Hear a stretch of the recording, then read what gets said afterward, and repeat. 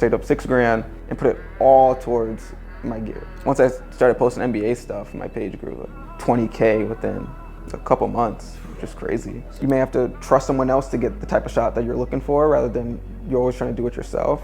Posting your work, post your work, because you never know who's watching, you never know who's gonna see it. I had a call with someone from Meta. They reached out to me, they're like, hey, I see you've been posting consistently. I'd love to talk to you to just talk about like tips for the algorithm. And so I'll share some of those tips right now, what they said.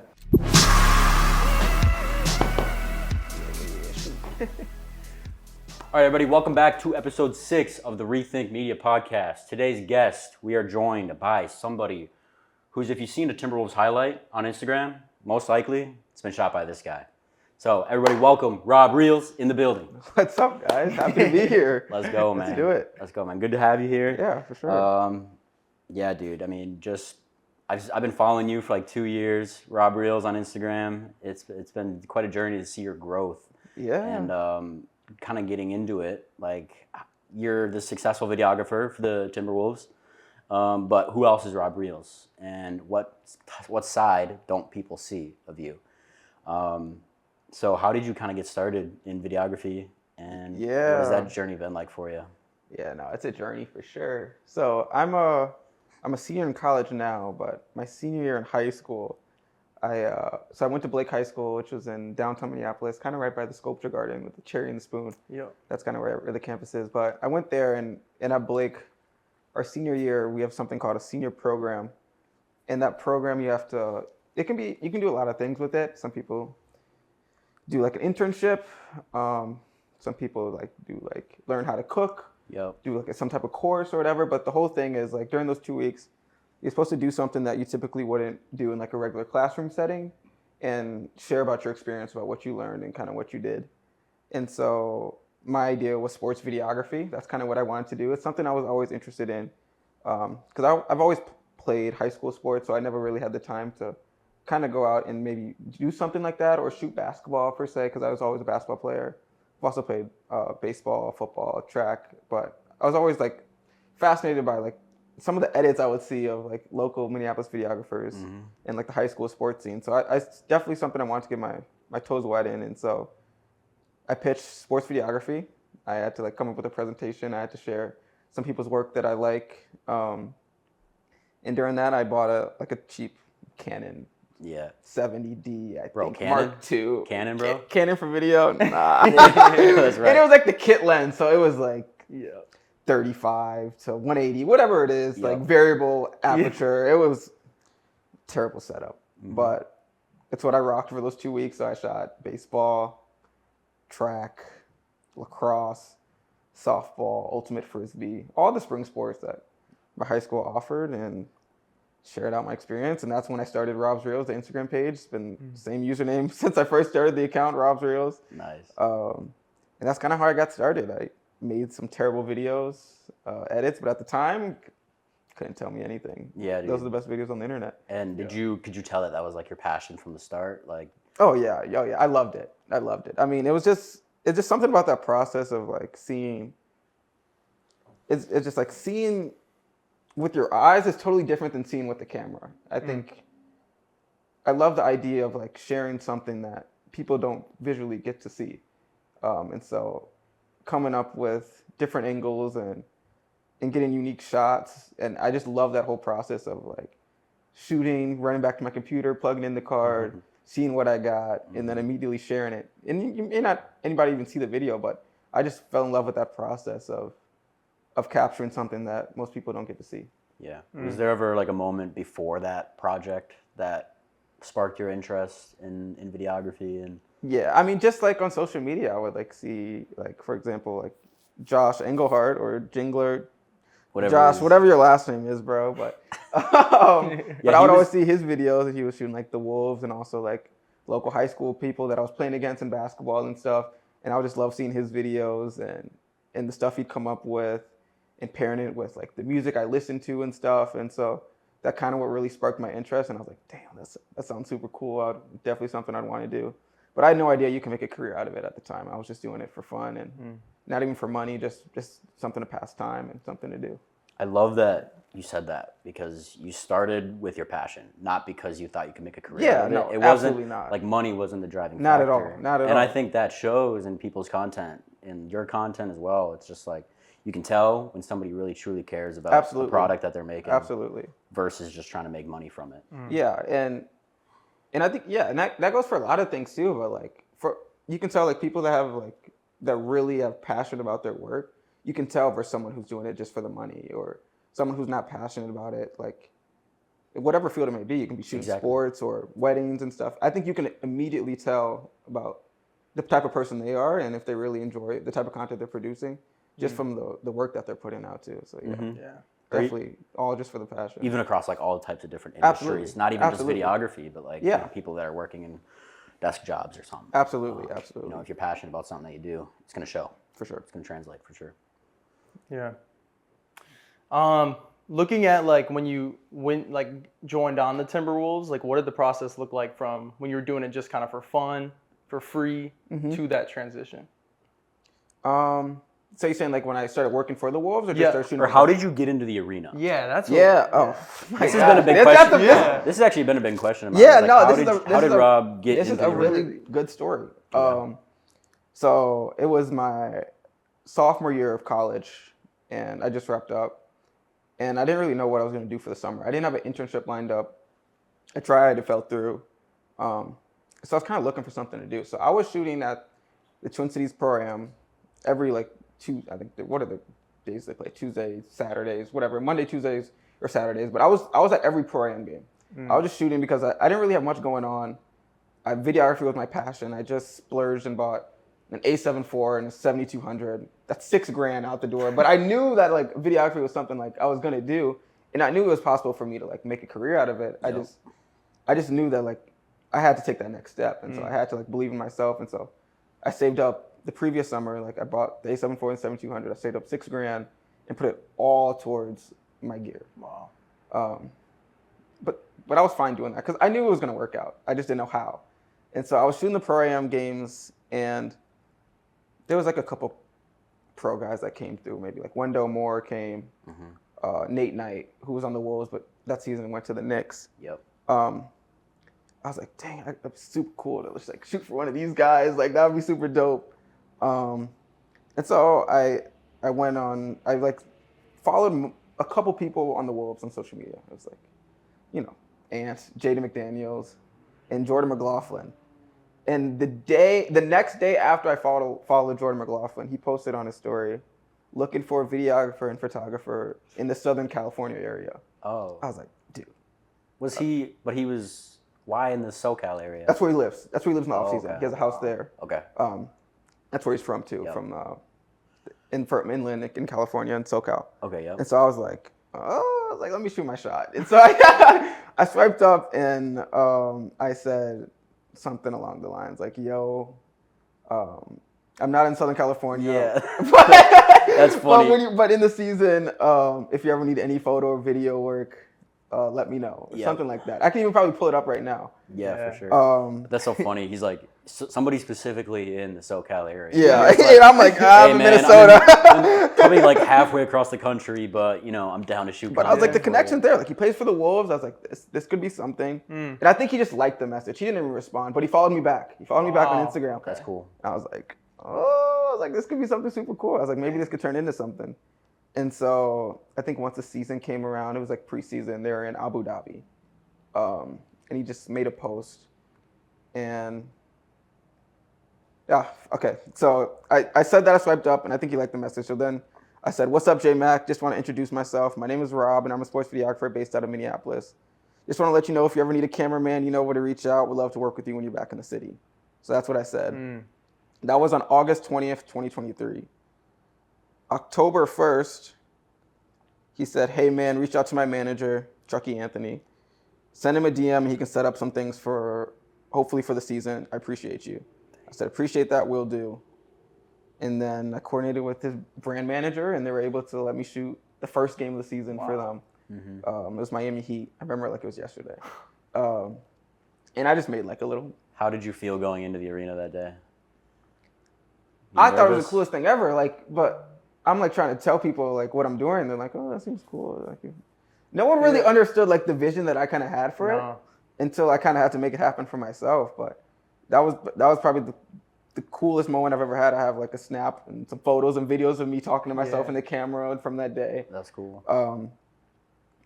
But I forgot where I was going with this. So you're at the game. Oh yeah, so I shoot the game. I put together like a 30-second to a minute, just like video, slow motion stuff. He may have had like 4 points, couple assists. Yep.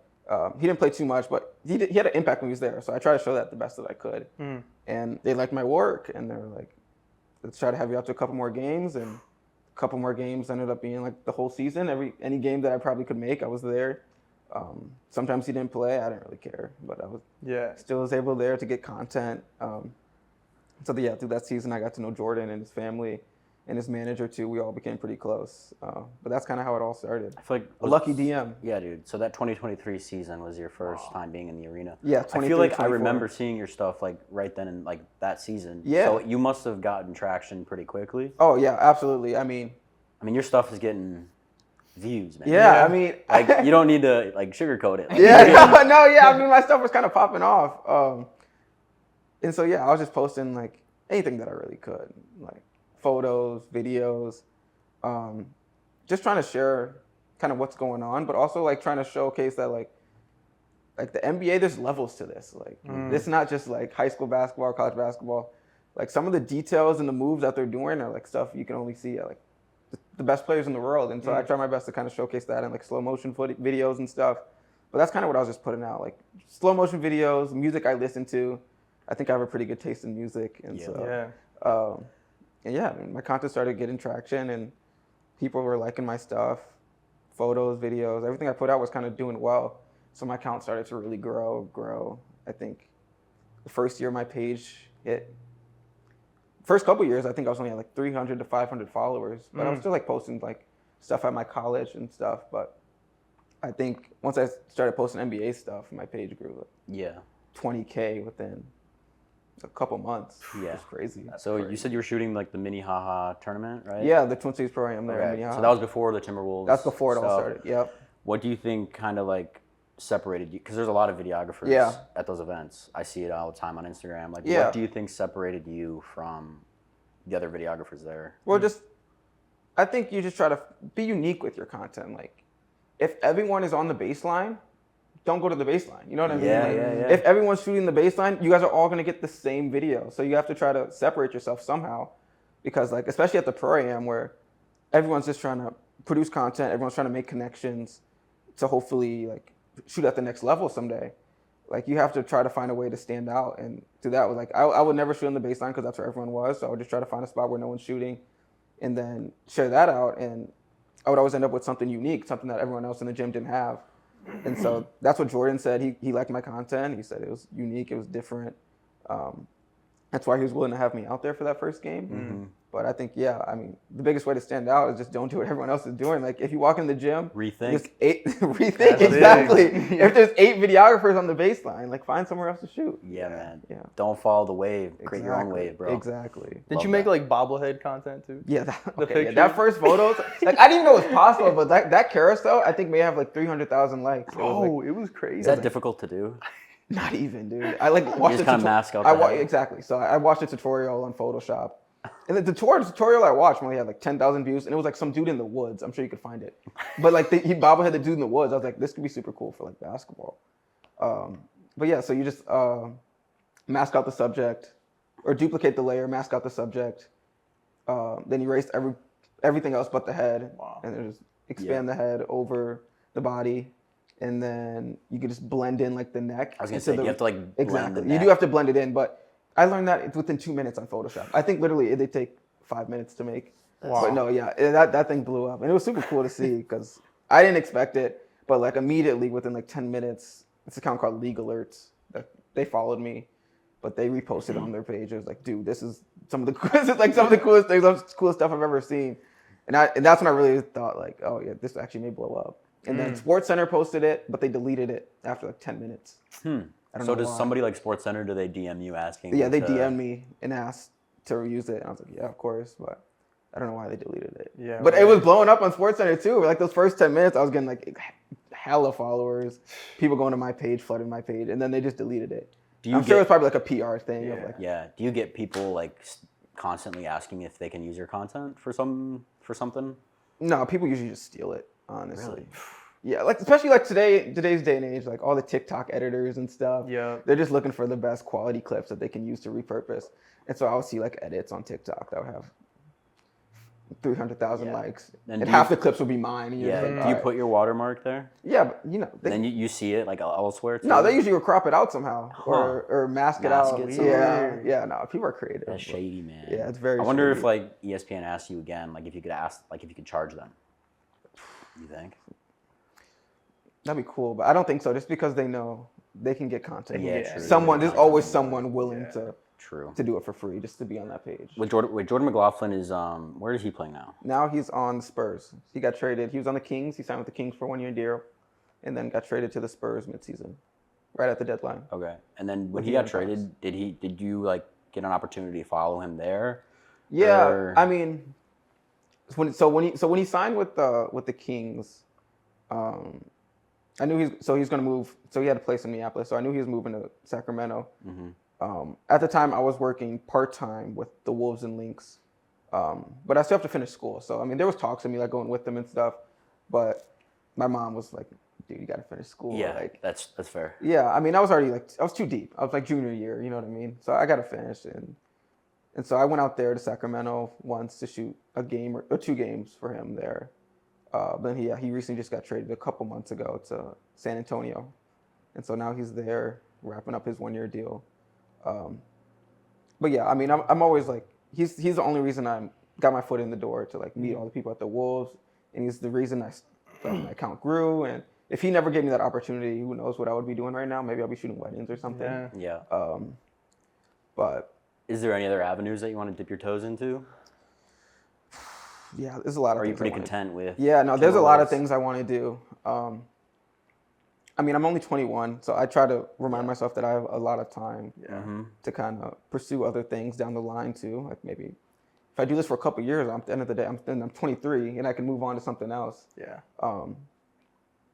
But yeah, I mean, I want to have like my own social media agency at one point where I'm working directly with brands and athletes to promote their social media and leveraging high level content to help build the relationships with brands and hopefully see players get that return on investment with brand deals, sponsorships, and just getting their name out there. So that's something definitely I want to do along the line. I also good. want to be a commercial pilot. Okay. Down the line too. There's a lot of things I want to do. I have to remind myself that if God allows, I have a lot of time left. And Right. so Right. Opportunities will come to you as they exactly, when they're exactly. supposed to So come, for sure. I try to take it slow, but I'm a go-getter, and so Yeah. That's good, man. Yeah. Was there anything before you joined the Wolves? Was there anything that in like their social media content that you saw that you could step in and improve? Yeah, absolutely. And so I think one thing I'm really good at is converting like my videos when I'm shooting, like I shoot for social media, and a lot of people are differently. Like a lot of people like to shoot cinematically and And composition their shots differently than let's say I would. But I knew that they could do a better job of just getting tighter shots that highlight exactly the plays that are going on, but also like what it is these Wolves players are doing. Like they're making some crazy athletic moves and high level plays that I don't think they were doing a fantastic job of highlighting. And so that's why they liked my work and they thought I could improve on just like their social media videos because there's so much stuff that goes into like the production of a team per se. Like Yeah. the videographers, I'm not just shooting games. I'm also shooting like community events. Like maybe I'm out with Crunch for a day, Right. shooting something at a local school. Maybe I'm just shooting a corporate video. They're having like an internship fair or something. I'll be shooting that too. So a lot of my whole job isn't all just glamorous. I'm going to arenas, shooting games and stuff. There is other stuff that I do for the organization, but I think one thing I do is I'm really good at capturing basketball content. I played basketball my whole life. I know the game. I understand the game. I pick up on momentum really well. And so I just try my best to utilize my basketball knowledge and have that translate to my videography. Yeah. And so I think I do a pretty good job of just converting my knowledge into my film. Yeah. and doing a really good job tracking the ball, following the ball, knowing if two players are about to get into it, I know to lock in on them because I can like feel the tension growing in the Yeah. game. Driving, they're getting a bump. I know like so a push is coming any minute man, now. like but you're able to tell what's kind of exactly, about to happen before it even happens. exactly. Did you capture that at the Pistons? At the Pistons game, kinda. So I was blocked. So Okay. let's say like the game was happening on this side of the court, and they're spilling into the baseline over here on this side of the hoop. My seat on the floor was here, but at the time I was shooting in the stands there. So while they're spilling into the fans, I'm kind of blocked by the hoop. Does that make sense? Yeah. Yeah, but that was crazy. That was crazy. That's something that maybe happens once a year in the whole league. So it was definitely interesting to see that happen in Minnesota. Do they tell you guys like not to post stuff like we that? can't really post that. Yeah. When you so like Everyone else can, but we can't really post that. yeah. So thinking back to it, it's like if you shoot a highlight, how quickly does that go out on social media? Oh, I mean, sometimes I'm running. Yeah. Like, to get it off because like if it's like something crazy, like for example, I was in Orlando when Ant dunked on Anthony Black. Anthony Black. Yeah. So immediately right when that play happens, it's a race against the clock. We're trying to beat out ESPN, House of Highlights. If Sports Center, it depends what the game is broadcast. If it's on TNT, you got to try to beat out NBA on TNT. You know, they're gonna have like social people there too as well, capturing vertical content on their phone. So they already have the advantage. They don't have to take out an SD card or anything. Right. So it's basically a race to the clock to see who can get it out the fastest because we know that's going to perform the best, whoever gets it out first. And so, like, for example, that play, initially the social team will go with the broadcast highlight because they know that'll be the quickest. And so the social team has someone who's watching the broadcast, any big highlights, they'll clip right away, put our watermark on it, and then post it up for that. And then while that's going on, I'm trying my best to take out my card, run to my computer, plug it in, take the audio from the stream of our Michael Grady and Jim Pete Yep. as I'm calling the game. I got to match that to the play that I caught because we can't really use the in-arena volume because, one, you don't know what the players are saying on the court. We don't want to like put out anything that's like vulgar or trash talk. Yep. Also, in-arena music because we can't, for the Timberwolves, you can't use any of like, because we have to license all our music that Right. we use, especially on the Timberwolves account. And so you can't really use the in-arena stuff because they may play music right after the play or something. And so we have to pull it from the stream. And so I'm doing that, downloading the clip from the stream so I can have that to put to match up with my video. And then usually I always have my grade and stuff set pre-game so I Yep. know. So that's one thing I don't have to do. Is that different from arena to arena? Like your color Yes, grade? lighting. Yeah. And oh no, it's all different. So like LA, like their arena is very yellow and warm, and so like I think my white balance was at like 2,900 That's versus pretty, at Target Center I'm at like 3,900 or 4,000. 2,900 is pretty cold, right? Yeah, To kinda very cool. So I'm trying to balance counterbalance. it out. Right. Exactly. Every arena's different, which I found. I thought it was all gonna be the same. I thought it was probably like regulated. Yep. That, like the lighting has to be the same, but like also like LA is kind of like a stage too. Like when you They turn down the lights exactly. in like the So stands. it feels like they're playing on a stage. I heard Madison Square Garden's like that too, but I haven't been there. But every arena lighting is differently. Sometimes you can see the crowd in the background. Sometimes you can't, and so you still gotta play around with that. And that all goes into, I guess, your settings for So then in-arena do stuff. you create like a preset then? Exactly. So When you get pregame, there? I'll shoot some clips pregame. I'll get like some wide shots, but also some tight shots on the floor to kind of simulate what I'm going to be shooting in the game. And so then pregame, I'll always go in and make Dang. sure all my settings are good. It's a lot of preparation. Does the team tell you to do that, or do you just do that No, by that's yourself? just stuff I do to make sure that the content's at a level that I think is suitable. Heck yeah, man. Wow. That's Yeah. awesome. Yeah, no, you got to. Got to put out good work. Yes, sir.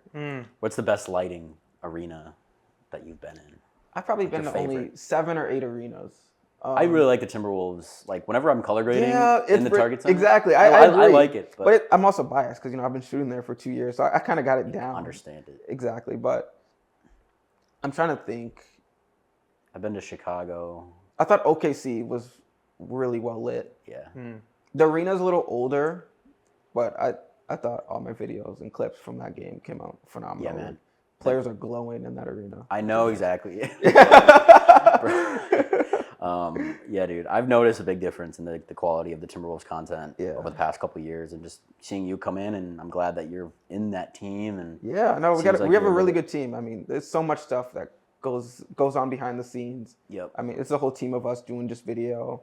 Social's also a whole team of them. They do a great job too, but also leveraging not just like in-game stuff, but also coming up with ideas to engage the fans and doing vertical content, question of the day stuff. I mean, there's so much stuff that goes on behind the scenes to produce content for a sports team. Like you have to make sure all the clips are like PR approved, that everything goes out. We're highlighting our players and the content that represents what the team stands for as a whole.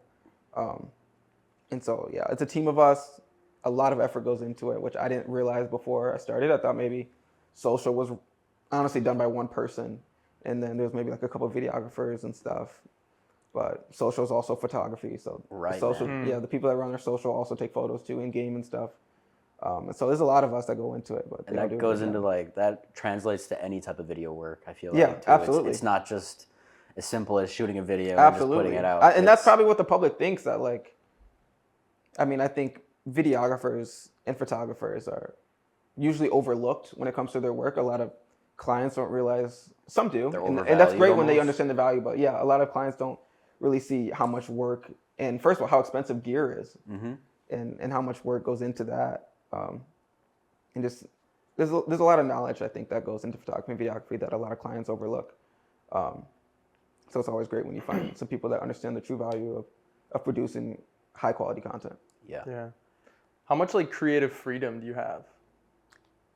I have a pretty loose leash, honestly. I mean, of course, we have to stay in line with our brand, and so like I can't toss on like a crazy color grade. Like we have to like everything we put out has to be kind of like a neutral look. The rule of thumb is like it shouldn't look like too crazy from the broadcast. Of course, like you still want it to look nice and have good contrast, but creatively, I think we have a pretty loose leash. I mean, everything we create still has to get like approved by our PR department. But my boss and everyone we work with in social, they're always looking for new ideas and new stuff to put out. And so I know some teams are differently, but at least the Wolves and Lynx, they give us a lot of creative control, and we're allowed to kind of play with stuff, play around with new techniques, maybe use a gimbal for a game or two. Yeah. They trust us to really produce good stuff. Yeah. That's really nice. yeah, too, it's to really be with a nice. company like that. Yeah, because that's not always the case too. Yeah. And so I've Yeah, heard stories of other teams where Yeah, that's my like next question. they get like drained out just from producing the same stuff over and over again and not having the ability to kind of play around and re-spark that passion that all kind of got us there in the first place. So I'm super grateful for the Wolves and Lynx that they allow us to. They allow you to rethink the way. They allow us to Shoot, rethink. man. You guys are That's on the way it. it is, man. Absolutely. Is it like it kind of tends to be this way, but like I don't know if this is true with the Wolves. It's like, is it the old heads that are kind of like stuck on like the old ways of doing things, and then is it the young guys that come in and pitch new ideas, or I mean, is that entirely true? no, I don't think that's entirely true, especially for the Wolves. I mean, everyone. So there's a team of us. I'm the youngest, at least in the digital content team. Wow. I think the next closest person to me in age is 28, my boy Bryson. But we all work together to create new ideas. Everyone has their own style and everyone's trying to incorporate their own look and stuff. But I think we definitely have a good balance on our team of fresh ideas that also play along with each other's ideas. Yeah. And we're all super collaborative too. So I wouldn't necessarily say there's like the old heads Yeah, trying to yeah. stick to like their old certain ways, and then there's me trying to come in and do the absolute most. But Yeah. it's Is a good there balance. is there a team that you look at when you're like trying to bounce ideas off of? Is there any other types of content within the NBA, and do you get Yeah. inspired by any other types of content out there? Yeah, Boston is kind of like the gold standard of like content. They do so much creative stuff, and they're always, I guess, kind of reinventing the wheel when it comes to basketball content. Also, lately, the Trailblazers have been putting out some awesome stuff. They just did a crazy mix. I forgot his name, but a defensive highlight mix of someone on their team. I forgot his name, but they're also creating some great stuff. But Boston, I know for sure that they have a large team. I think their team is double or maybe triple the size of ours. And so they put a lot of time and money and effort into their content too. Yeah. That Does that doesn't come- go unnoticed. Does that kind of translate because it's a bigger market, you think? Yeah, Like, are the definitely. bigger market teams Yeah, like so, LA like- and So right now, the Wolves, I think, are third in the social ranking. That's kind of what we look at Really? in terms of like engagement. There's a whole algorithm I think that goes into it. I wouldn't be the best to explain it, but I know a little bit about it. So we're third. I think 1 and 2 is Lakers, of course, and Golden State. And so those are two really big marketable teams. Like Golden State had their dynasty in the 2016, 17, all that through there. So they have a huge fan base. And the Lakers are the Lakers. I mean, like, yeah, there's people all across the globe. Exactly. That love the Getting into Lakers, the breathe the Lakers. And so we're in good company to be at the top of those rankings and Right. producing great content. But yeah, but Houston, I'm not Houston, Boston makes some great content that a lot of us look for inspiration about. But we also try to, put our own style to things. We're not just trying to copy other teams and what they're doing. But we also try to add our own flair and maybe try to be unique in different ways too. What's like one of the hardest parts of your job? That's a great question. Yeah. I think the hardest part of my job would probably be finding that balance of doing what works, but also trying to switch it up. So, like for example, pregame content. So for home games, so at away games, we travel with one videographer. Home games usually have 2 to 3, 2 at least. And so for home games, like pregame content, we try to like do maybe a mix of somebody warming up because everyone takes the court for like 15 minutes pregame, and they have their own like one-on-one workout. So we either try to like put together a mix or something, or maybe just like some slow-mo one-off clips, like someone shooting a 3 and then slow motion on the squish or something like that. But lately I've been trying to like, that's like, it's not high stakes when you're shooting pregame content, so you kind of have room to kind of play around. So lately I've been trying to find different ways to revamp pregame content where it's more engaging, something that's maybe going to stop a couple people from scrolling because we all scroll so much on our phones. So you want to create something that like usually stops someone from just scrolling right past it. So lately I've been trying to like get some really tight shots of just like people smiling, players smiling, joking around with each other instead of just necessarily highlighting just the basketball plays that they see every seriously day. locked in. Exactly, like, type vibe exactly. that you Trying to usually get see. trying to get as intimate as I can Yeah. with a long lens. Telling that story. Exactly. That's stuff that people don't usually see. Everyone can look on their phone and see and look up whatever they want. They want to see Anthony Edwards warm up shooting 3s. They can do that on their phone or look it up on YouTube or whatever. But I'm trying to create something that's a little bit new but also more intimate. And that's going to stop the average person from scrolling. That's important. Yeah, that's something that we think about all the time. Is Yeah. How do you stop people from scrolling? Yeah, I mean, especially on TikTok, and that's hard. You got to stop someone on TikTok, especially because TikTok is so curated and their algorithm is so complex. Yeah. You really got to be creative, and that's something that everyone is working towards. And people are only going to get more creative, and then what worked next week may not work the following week. Social media is evolving so fast, and so Yeah. it's hard to keep up. How much of your content goes unused? So there's like a percentage. 80%, 90%. Yeah. Yeah, crazy. like I mean, you got to think about it. Like Yeah. I shot, so the Detroit game, for example, I shot the whole game. I'm usually on the floor or I'm walking around, but I have at least at Timberwolves, they give us a floor spot for the whole game. But I don't want to shoot the whole game on the floor because the angles are going to get repetitive and stuff. So I try to walk around a little bit. But we're shooting a lot, and you may deliver 1 to 2 clips from the whole game that goes out live. And so you just shot the whole game, and maybe they use 30 seconds of your footage.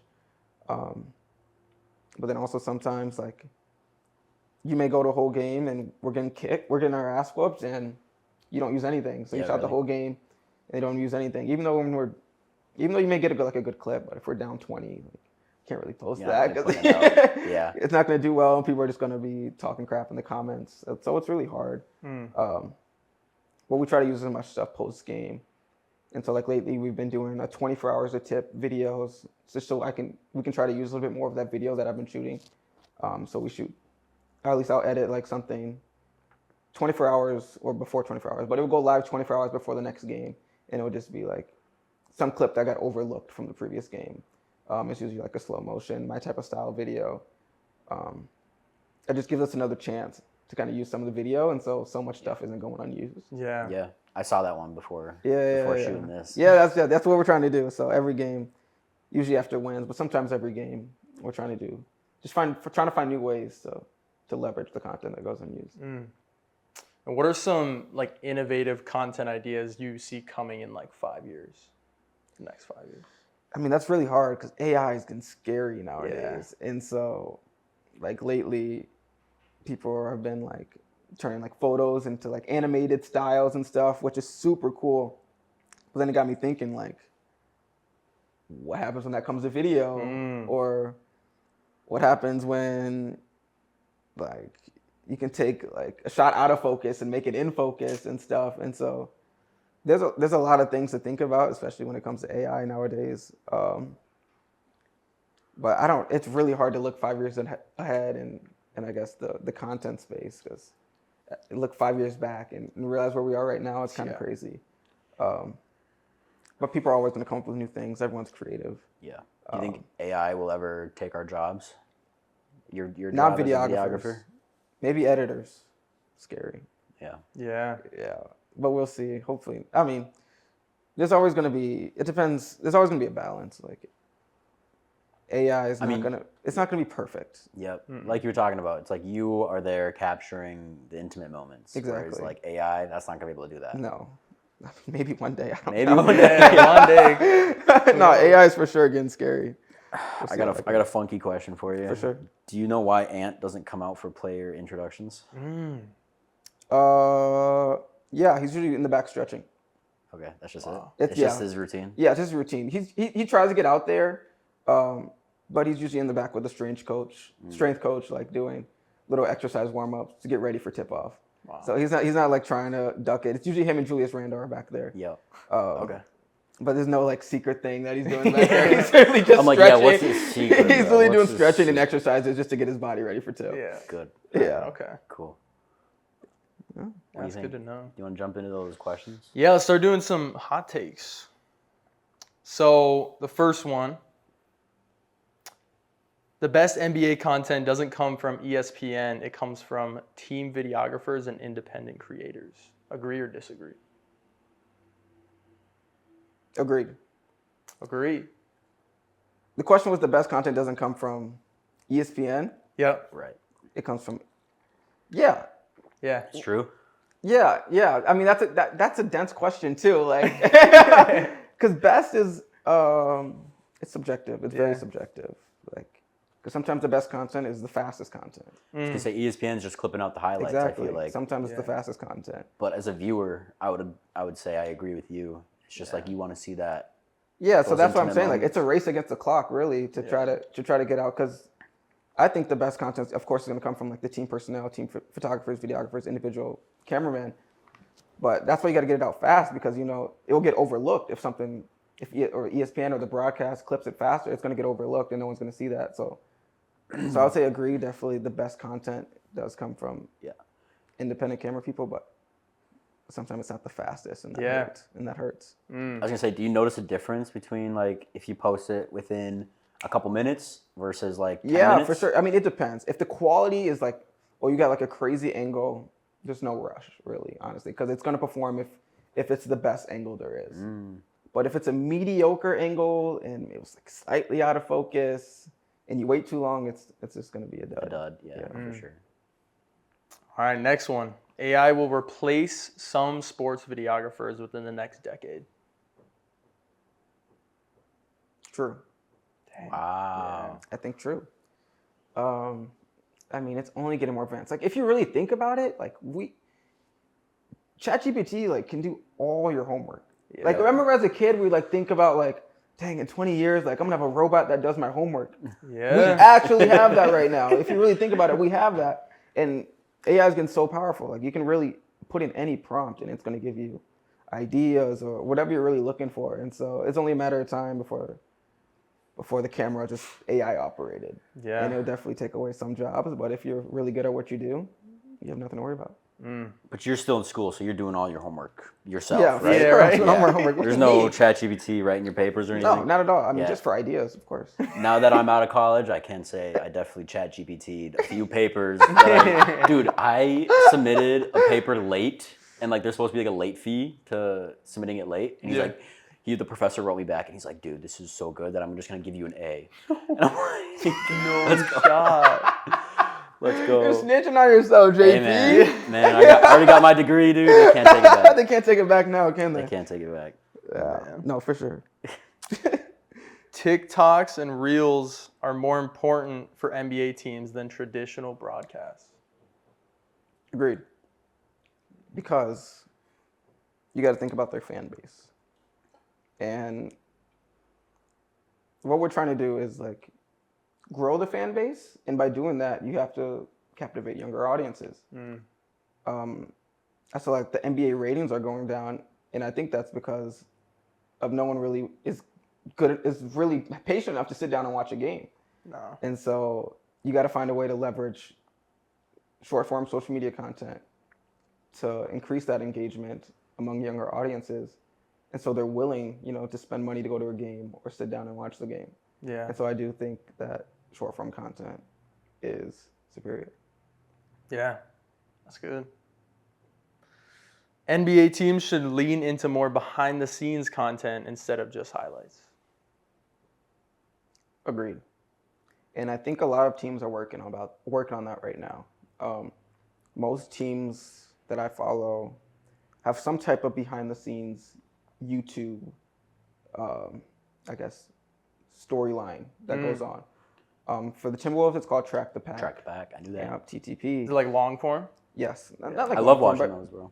10, 18-minute episodes, Okay, 10 to 18-minute episodes of just maybe capturing like an off-court event, and also like anticipation to a big game or something. But I think a lot of teams are trying to create that type of content. I know I was following along with Milwaukee's. I don't know what theirs is called, but Boston has one called All In, I think. The Boston one's really good. Yeah, that's really good. But they outsource that. Oh, wow. So a company called Shadow Lion does theirs, which is, that's what I'm saying, like Boston spends money on their content.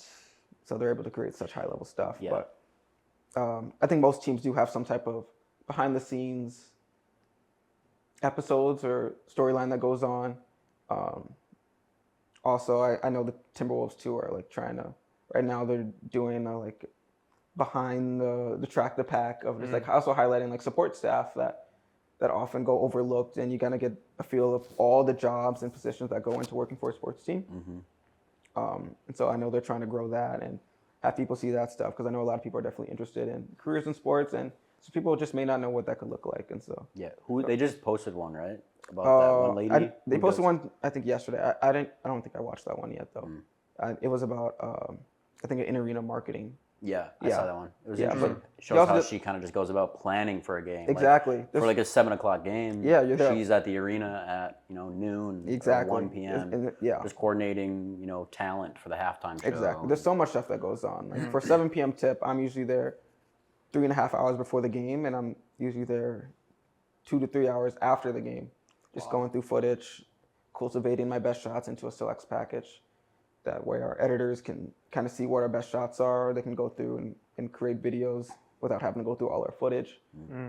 So there's so much stuff that goes into it. I may have to edit like a walk-off sound, for example. Against Detroit, I asked Rudy a question while walking off, just like, most rebounds you ever had in a Wolves jersey, how does that feel? He'll give you like a little 1 to 2 sentences. Then you got to edit that for social media right away after that. And so there's so much stuff that goes into just the content that the average fan would see. But no one really understands like how much effort and stuff goes into the behind the scenes stuff of all the content they consume. Yeah. It's really good. You gotta be careful filming Joe, right? Joe loves to throw the birds at you. Dude, he did that to me, Yeah, bro. he doesn't matter if he knows you or not. If there's a camera pointing at him, he's giving you the middle finger. It was so funny, bro. He did that to me when I was He's filming. not even being malicious. He's just joking I around. was like, He's a "Dude, fun did I guy. do something?" And I Yeah. was like, nah, I'm pretty sure what I've seen from Joe, he's a jokester. So Yeah, I'm no, pretty he's a sure complete doing- jokester, and if you don't know him, you probably think like, oh, what do you do that for? he's just messing with you. I was like, I'm gonna post that, but I was yeah, like, like nah, I'm not gonna. he'll pick like his dirty towel and throw it at the camera or put it over my head. And He's funny. Wait, I saw one. Didn't he like smack a camera recently when he got the start? Right? oh Was yeah, that you? yeah, I know. Like post game, like for example, that's another like post game. I asked him like, Joe, like how does it feel to have your family in town and stuff? At the start of that video on the Wolves page, you can see he throws a towel. He throws it at my face. He throws it at my face while I'm talking to him and just tries to mess with me. And that's why he's laughing in the video. That's funny. Because he knows he just hit me in the face with a dirty towel. But yeah, no, Joe's awesome. That's bro. fun, He's a great bro. guy. Great guy to have in Minnesota. Hang on. Before the next question, you talked about the Celtics are outsourcing content versus just sticking with like their inside team, right? That's from my understanding, yes. I'm not 100% sure, but Okay. I know, like, only reason I know this because, like, his name is Mark, but he works for the company that's on the All In, I guess. YouTube, it says, like, by Shadowline, and Mark used, or I guess he still does, he works for Shadowline, does Karl Anthony Towns' content. And so Mark would always be in Minnesota capturing content for Cat through Shadowline. And so once I saw Shadowline on All In, I just assuming that, I know that content agency promotes it and stuff, so I'm assuming they also lead the production in that. So yeah, I do think they outsource that type of content. Yeah. Do you think that could be a benefit for some NBA teams, or do you think it's more? Yeah, and the reason I say that is because, like I said, like the content teams do so much more than just highlighting like the team as a whole. We have to do marketing stuff. Yep. Put together other videos for corporate partnerships and stuff like that. And so if you can outsource that, you get a team of people that are solely focused on telling that one story. Right. You're almost kind of trying to like balance different avenues. Exactly. Like I'm trying to capture this event, but then also a game. Exactly. So, There's so much stuff going on, and so if you can outsource that, great, because you have a team of people that can really focus on producing that sort of content. Yeah. But that also helps you kind of Exactly. expand your bag a little bit more as a Exactly. videographer. It's like, Absolutely. yeah, for sure. All right. Fans care more about what NBA players do off court than how they play.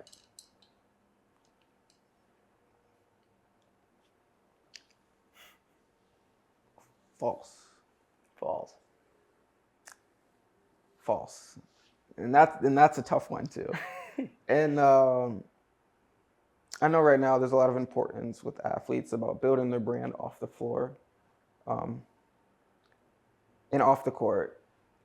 But I think fans of the team only care about how the team is doing. Fans of the players, yes, they'll care more about, I guess, kind of their lives off the court. Yeah. But when you said fans, I immediately just thought like of the stereotypical, like, hey, I'm a Timberwolves fan. They care a lot about how the team performance is, checking standings, checking stats, Yeah. rather than buying into off-court content and stuff like that. Yeah. Do you notice that with engagement, like versus like with the type of content you guys post versus like an event recap? Versus, Yeah, I have a good like, game example for you. highlights? So Julius Randle, he has a content person. His name is Dean, great guy.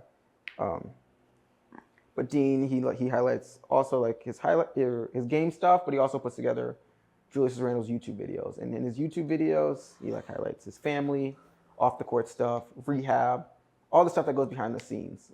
But I'll look at like the type of people in their comments, and they're not necessarily Timberwolves fans, or the demographic that are watching those videos is a lot different than the demographic that I guess is keeping up with the Wolves highlights and stuff like that. Does that make sense? Right. Yep. That does make sense. Yeah.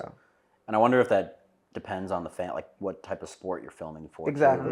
maybe it's different for NFL. Yeah, fans. for sure, Maybe for they sure. are more interested in what JJ McCarthy is doing Yeah. off the field. Yeah, I but don't like truly, like these athletes' lives is like what you see on the floor is like that's their lives. Like they're playing 3-4 games a week.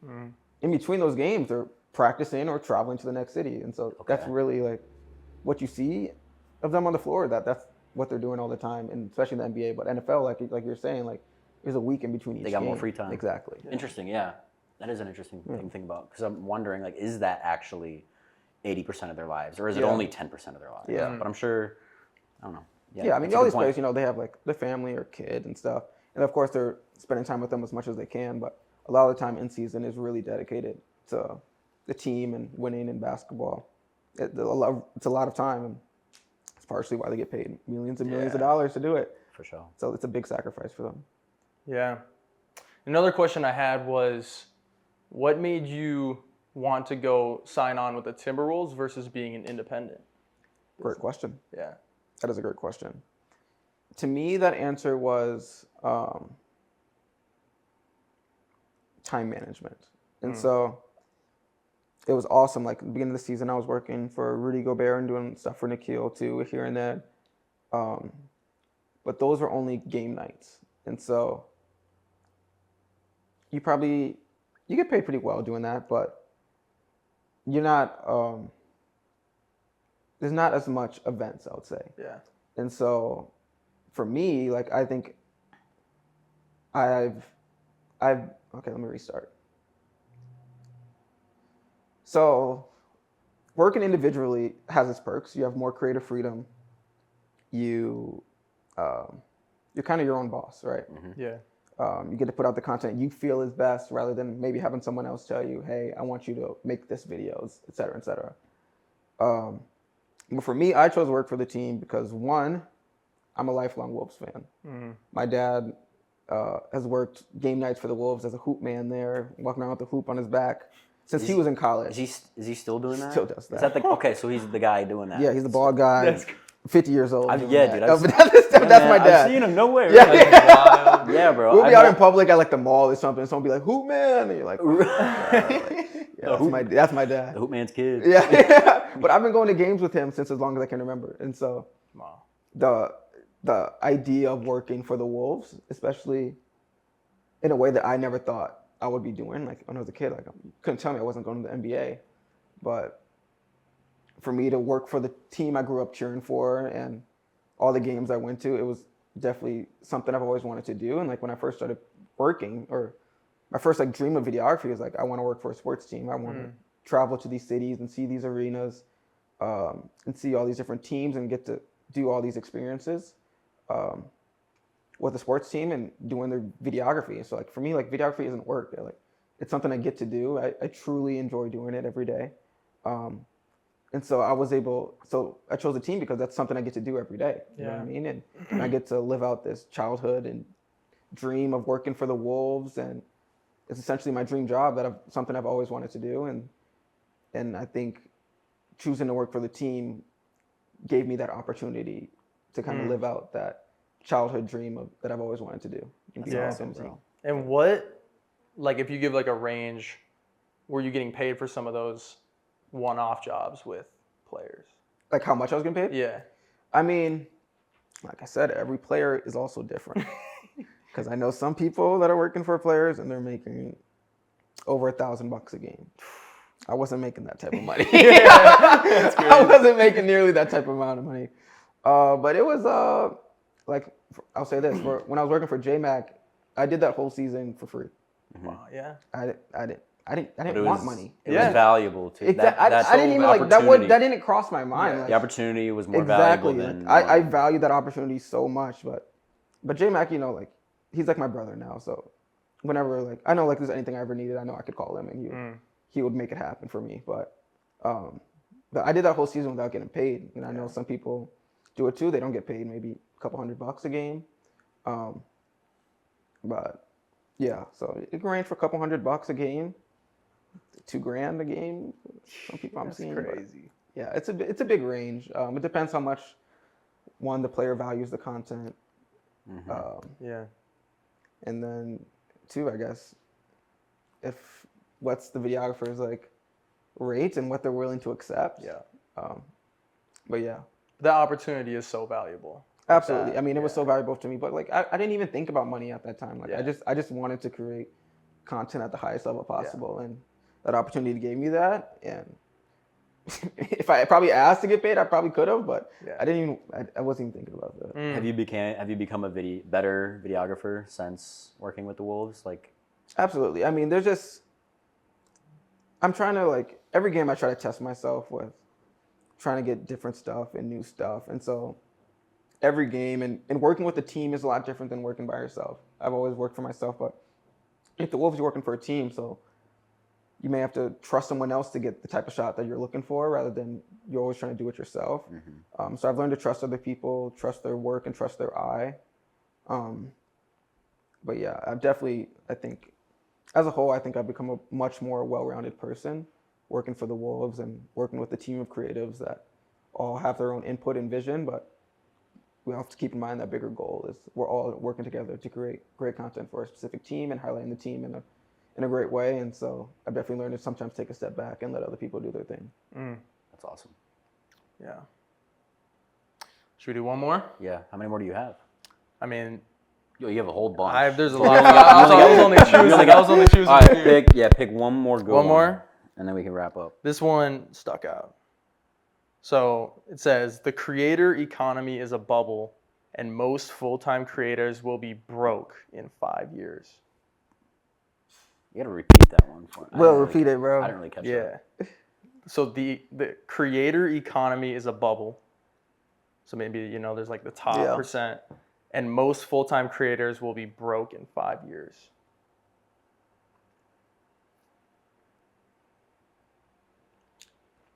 I disagree. Disagree. Okay. Because I don't see short form content going anywhere. I think, yes, it is like a bubble and a boom that we're in, but I think it's not going anywhere. It's only going to get, let's say, even more reliant on short form content.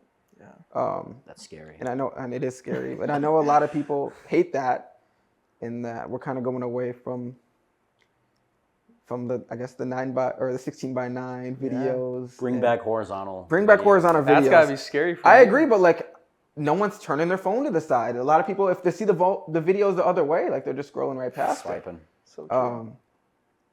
But I'm with you on that. I do prefer horizontal videos, but Yeah. I do think short form content isn't going anywhere, and if not, it's only going to get bigger and bigger. And a lot of people are making great money doing TikTok, Instagram, social media stuff full time. And I think there's only going to be more reliant on short form content. So I do think full time freelancers are only going to get busier. I do think the market is flooding with a lot of people wanting to be videographers, photographers. But ultimately, if you really love what you're doing, I think you're going to do just fine. I think that's the thing that separates it. Like, if you really love what you do, you're gonna skyrocket. You're going to skyrocket. You're going to meet new people. What keeps somebody from skyrocketing? Like, you see Yeah, these like for me, videographers. I spend hours like just trying to perfect my footage, trying to perfect my coloring, trying to learn something new because I truly enjoy it. Like, that's what I love doing. So I'm willing to spend however long it takes to get better. Yeah.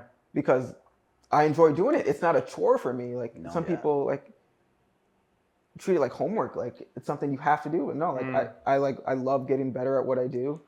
I spend hours just playing around with different color grades and stuff. While the game is on, I'll be on my computer the whole time, just experimenting and trying new things. And so I do think if you really love what you're doing, you're gonna get better at it. You're gonna meet new people. And I think the biggest thing for me was connections. You have to be willing to meet people. You have to be willing to sometimes shoot your shot. Like I DM'd Jordan McLaughlin, and he luckily responded. He was the first person I DM'd, and that ended up getting me a shot. That's to true. work for the Wolves. Yeah. And so you have to be willing to put yourself out there and put in the time and put in the work and do a lot of free work. But if it's something you really love doing, there will be no problem that you will be able to have a job and income and take care of yourself. I think a lot of people got wrapped up in seeing these creators make like 30 grand. Exactly, and people are chasing the money. Yes. If you're in it for the wrong reasons, you're not going to succeed, and you will end up broke in 5 years. That's true. But if it's something you love doing and you're just creating content because you truly just enjoy doing it, and you're not doing it for the likes or the attention, because that will eventually come if your work is good enough and you keep getting better and you keep getting better and you keep posting your work, post your work. Because you never know who's watching. You never know who's going to see it. A lot of the opportunities I've gotten was just for me posting my work and then someone saying, hey, I love your videos. Would you come do this? Right. Would you want to do this? Right. Let's make that a shirt. Post your work. Post your work. your work. That's actually not a bad idea. But yeah. So does that just come with like building your own personal brand almost? Yeah. But Is just that what you mean by that a little bit? about posting your work? Yeah. Yeah. I mean, just Posting stuff on it's your also good to Instagram. like have a portfolio of where you started and where you came. Right. Like I have those early videos that I made. They're archived on my Instagram now, but but I still have them, and I look back at them every now and then and be like, "Oh my god, this is terrible." But at the time, I thought it was the best video ever. Right. And so if you really do love doing it, and you're posting your work, and you're meeting new people in the industry, and you're not afraid to go up and say, hey, like for example, when I first started, I wanted to work for the Twins. So I applied for the Twins internship. I was like one of the last 3 remaining. I didn't get it. But the reason I brought that up is because I was a huge Twins fan. I went to a Twins, it's like a pre-season like rally in downtown Minneapolis. But there's someone with the camera there. I just went up to him and just introduced myself and just started talking about, hey, are you here with the Twins? What are you doing with the camera? Et cetera, et cetera. Ultimately, I still talk to the guy today. He doesn't work for the Twins, but he was just like a freelancer doing something else there. But you have to be willing to like go up to the people that, you know, they're maybe doing something that you want to do in the future. Introduce yourself because you never know who they may know. You never know when it might circle back to you. But the biggest thing is just, posting your work, not being afraid to go up and talk to someone you know or seen on Instagram or social media. And just be a good person. Because if you're a good person, I think it would all circle back to you. I think they're going to recommend you. If someone asks you just about videography, you're going to be the first person they think of if you're a good person. And so just being honest, love your work, love what you do. You have no problem getting a good job. Yeah. Be a good person, man. That's like the most important You have to thing, be a yeah. good person. Yeah. We talk to some of our clients and they say, you know, we'll decide if we want to work with somebody or not based on just what kind of person they are. Yeah. It doesn't matter how good they are at their Absolutely. craft. It's Absolutely. just, Absolutely. if you're a good person, it goes a long way. Absolutely. 100% agree. Yeah, man. Yeah. Half the time, clients don't even know the difference between good No. and bad videos. That's It's true. like- That's true. They just if they want to work with you or Yeah. not. That I totally agree with that too. I've had some people that reached out to me just because like they were asked for like a corporate video, and I don't really do corporate videos, but they just know who I am and they know that like Yeah. I could probably do a good job at it, but it's not really my thing. But they want to go with people that they're familiar with, who they know. So expand your network because there's a lot of work to go around. It's like 80% of the job too. It's like you can be the best videographer, but if you don't have that other part to pair it with, Absolutely. it can't get you to those places where you want to go. Absolutely. And you can be the best videographer and not post your work and no one's gonna know who you are. So you have to get out of that headspace where you're so caught overthinking of what other people may say about you or say about your work. I've had so many comments that people rip on the music I'm using, but I don't really care. I don't do it for them. I do it for me. Yeah, I literally just post stuff that I enjoy. That's something that I would watch. Right. Last question. How do you consistently post so much? So for me, I go in spurts, which I try not to do. So I always try to post, at least now, once every 3 to 4 days. Okay. When I first started, I was trying to post every other day. Yeah. But like now that I work for the Wolves full time, I try not to post as much because I never want to like outshine the work that I'm doing for them. At the end of the day, I'm there for them. Yeah. And so my work, it comes secondary essentially. So That makes sense. And that If I- came with that job. exactly, Yep. it came with the job. So if I get a highlight of a crazy ant dunk that went out for the Wolves at 7, when I get off of work, I'm not going to post it at like 10 p.m. You know what I mean? Right. Yeah. Like I'm going to probably wait a couple weeks, honestly. Once all the hype and attention dies down from their stuff, then I'll post my stuff. Does Yeah. that make sense? Yeah, that's good. Did they tell you that? No, but it's just, Yeah, I just feel like it's something that for sure. you should do, and it comes with the territory. Yeah. Yeah. I just don't want to outshine, the work that I do for them. Yeah. It's good, man. But yeah, I try to consistently still post once every 3 days. Once I see like my last post was 3 days ago or 4 days ago, that's when I usually post. But I have like a bunch of videos just sitting in my camera roll that will get posted eventually. Just whenever I feel like it. Yeah. But I go in spurts, so like I'll be feeling really good, and so I'll just pump out like 5 videos that I'll post in the next couple of weeks. Yeah. And so that's one way I consistently post is just when you feel like doing the work, do it all right then. That's true. Because then it'll be easier down the road. But Every 3 days is amazing. Yeah, We're I try. like, bro, we gotta lock in. Yeah. but like You're I doing- had a doing- call with someone from Meta. They reached out to me. They're like, hey, I see you've been posting consistently. I'd love to talk to you to just talk about like tips for the algorithm. Interesting. And so I'll share some of those tips right now. Like Yeah. they said. They said you should try to post a carousel at least once a week because those get pushed out to your followers. And that's going to keep you relevant in their feed. Try to post reels, I think 2 to 3 reels a week, because that's essentially what's going to grow your account. If you're not posting reels, your account really isn't going to grow. because that's not because your carousels or posts aren't getting pushed out to new audiences. Mm. So try to post reels and I think she said 2 to 3 reels a week with at least 1 carousel a week because that's going to keep your audience that you already have engaged. Wow. And if you consistently do that, then your content is going to eventually keep getting pushed out more and more to help you grow. Dang. Do stories. Yeah, she said stories too. Stories too. That's also going to help with keeping your feed relevant to follow people that follow you already. Wow. And so The secrets from that's the Meta. sauce. That's the sauce from crazy. Meta. I forgot her name, but we had a call a while ago, but she was just helping me out, giving me tips and pointers, and That's crazy. was willing to answer questions that I have about the algorithm for at least Meta. I don't know how it is for TikTok, but that's how it is for Meta. That's so random. I know. So they just reach out to you and say, "Hey, I'll give you the sauce." Yeah, I don't know how they. It may have been I don't know if it was an email or it was like one of those things that pop up at the top of your feed sometimes when you just open the app. There's a phone call. Yeah, they set up a phone call, but I don't remember how I initially reached out to them. I don't remember, but it was a phone call that I had with this lady from Meta. Wow. She hooked it up. Didn't try and like sell you on getting verified. You were probably already verified. No. She didn't even. It wasn't even none of that. It wasn't trying to sell. She was literally her job was to just creator outreach. And That's crazy. She was talking with creators and asking them what's going well for them, Wow. what can you do better, and what questions can she help with. Dang. That's cool. That's sweet. Can you get verified naturally still? Can or do you? you have to? You can. I think this to a. I know people can pay to get it Yeah, you have to- verified, yeah. but that's Yeah. corny. I wouldn't do that.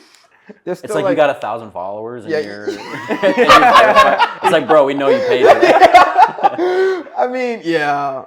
But she did say verified accounts get pushed out more. So they're So it's like that's a pay to another win. way. Might be some That's benefit. another way. There might That's be some crazy. benefit for paying for it. Yeah. The pay to win. Also, if you're Pay to like, win. if you're verified though, like if you're reaching out to someone else who's verified, your message is gonna get seen faster. Like it appears in a different column, like with verified outreach and stuff. So outreach. And so if you're looking for outreach to maybe like some players, athletes, or brands, you may want to pay Meta that $15-$20 a month, whatever. Check mark. to get that check mark. Dang. We're gonna know you paid for it though. Yeah. Then you can like- cancel it. Bro. Bro's Yeah. playing pay to win with Instagram. Next week. Yeah, bro. Some good conversations, bro. That was great. Yeah, thank you very much. And people can find you where? You can find me at Timberwolves games. You can also find me on social media. I think everything is Robs Reels, ROBSREELS. Awesome. Yeah, I'm always open for any questions. I try to respond to DMs at least once a week. I'll go through and answer all of them to the best I can, unless you DM me the word yo. Yo. If How you many DM me the yos word do you yo, you're getting blocked. I will not respond. I be throwing I out promise yo you. a lot, bro. Dude, not just straight yo. Okay. No, yeah, I get straight yos. Like just Oh yo. no. What about like a yo and then like a Yes, like yo exactly, I'm exactly. da-da-da. But a lot of people just say yo, just like to try to get you to respond, and then one time you play into it, be like, yo, what's up? And then they'll just ask the most crazy stuff, and you're just like, all right, yeah, I'm never responding to a yo again. What's the craziest message? People think like they're like, I'm an elevator. I can't like Wait, what? like take you there, Like get them. Exactly, like people are trying or to like get some- boosted. Yeah, but like, or like someone will like, a lot of overseas people reach out to me like, yo, can you shoot me a video? I'm like, dude, you live in Africa, bro. What's your budget? Ask them what Like, their I don't know how budget I'm supposed to get there. Fly 'em out. But no, yeah, a lot of people just, asking. Usually if you're asking for like advice, tips, anything else, I'll always respond. Yeah. If the word is yo, or if it's something absolutely crazy, I probably won't respond. Do a lot of people try to ask you to like get into Wolves games to shoot? Not really. And if they do, like, I'll just tell them that like You can't. it's like a process, but like Yeah. yeah. I mean, it's also really hard. It's really hard to get into shoot at the professional level. Yeah. Like I said, I got really lucky with Jordan, and he was willing to have me. Also, like showed me the ropes and like where I can and can't be. But also just like gave me an opportunity to produce there. But it's really competitive. There's a lot of people. I know like openings for professional teams, they get flooded with hundreds of applicants. Yeah. And so it's really all about relationships. Every person that's been in my position or in a similar position, they will say the same thing. It's all about relationships. There isn't like one road you have to you have to go through to get to working for a professional sports team or working in a professional environment. Everyone's journey is different, but the one thing that is consistent is relationships. That's what's going to get you there. And like I said earlier, just being a good person, that's ultimately what's going to open all the doors for you. Yeah. Well, we get in through the DJ, and that's already hard enough. To I'm sure that's a process that he has to deal with too. Right, yeah. True. Yeah. So it's really hard. I mean, it's like a sacred space that you can't really trust everyone that you go in there with. They may have ill intentions. They may be doing it for the wrong reasons. And so I understand why the approval process is lengthy and you have to get credentialed and you have to kind of get vetted essentially. Because a lot of people would do it for the wrong reasons, but wouldn't trade it for the world though. That's awesome. Post your content and be a good person. Post your content, be a good person. Don't be afraid to talk to people. There you go, bro. The keys. Well, yeah, dude. Thanks for coming on, bro. No, of course. Sharing Thank you guys. This is all awesome. the knowledge on how to be successful Absolutely. on social media and stuff like that, and continue to grow in your area, man. Absolutely. You're killing it, and you're just gonna Thank you. continue to keep growing. And so I'm excited to see where you go in the future as well. Only the beginning for all of us. I appreciate you guys. Let's go, man. And shout out Lansby. Shout out Shout out Lansby Lansby. for This place is nice. helping This us, place is really for allowing nice. us to use this space. Yup. So appreciate that. Rob Reels, everybody, thank you for coming on. Thank you guys. I appreciate it. Let's go.